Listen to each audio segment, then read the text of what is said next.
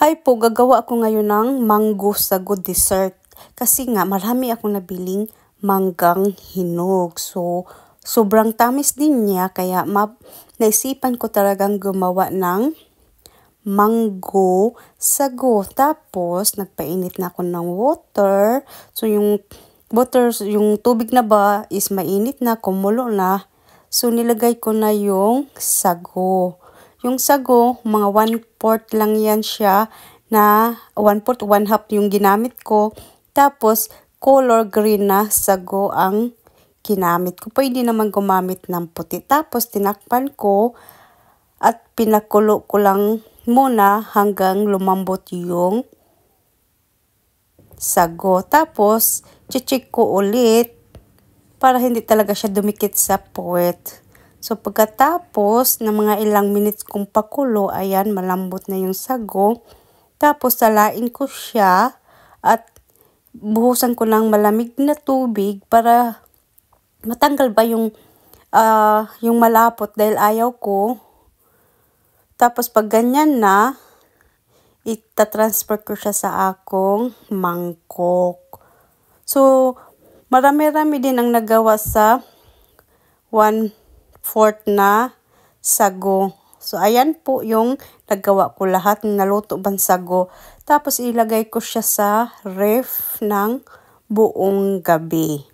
Tapos, ayan na po, naghiwa na ako ng mangga.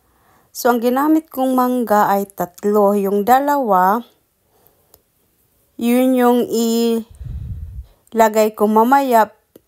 Tapos, yung isa ay i-shake ko para maging creamy talaga yung mangga or sauce ng mango sago. So, ayan, tinanggal ko na isa-isa talaga, no? So, gumamit ako ng kutsara. So, mga 4 na piraso, 2 piraso yung nagamit kong mangga.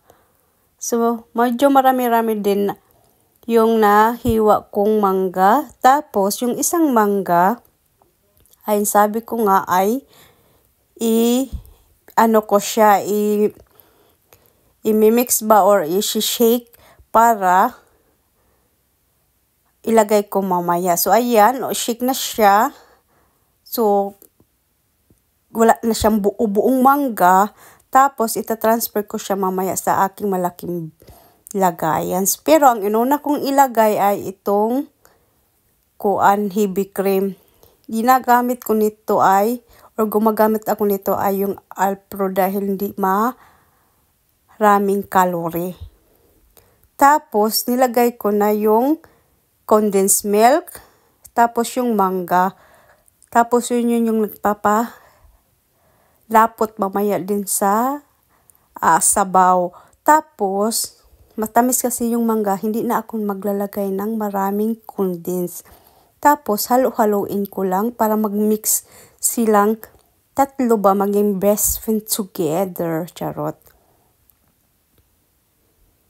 Kailangan ma-mix mo talaga sila. Pag ganyan na yung texture, yung medyo dilaw-dilaw na yung sauce. Tapos, ilagay ko na yung sago lahat.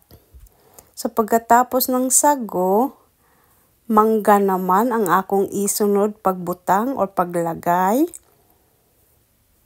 Tapos, yung nata de coco, green yung ginamit ko kasi green yung sago. Mas maganda tingnan. Pero depende din sa inyo kung anong gusto nyong color na ilagay. Pero sa akin, dahil green yung sago, gusto ko din green yung nata de coco. Tapos, mix together para best friend forever. Charot. So, pag na-mix na, so ganyan na siya. Para mas masarap, ilagay ko siya sa ref. Para masarap ba kainin, malamig. So, kailangan halo-haloin. Di na buo-buo, kunti. Wala nang buo-buo. Tapos, takpan ilagay sa ref. So, pagkatapos ng 2 oras dahil hindi na ako mapaghintay. So, tikman na natin. ako pala, tikman ko na yung mango sago.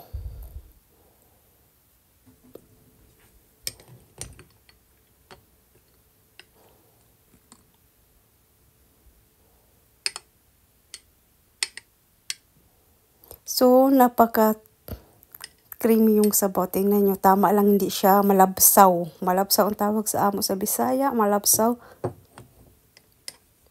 Tapos, sobrang tamis. Yung tamis, tama lang talaga kasi mangga, matamis. Tapos, hindi ako naglagay ng maraming condense.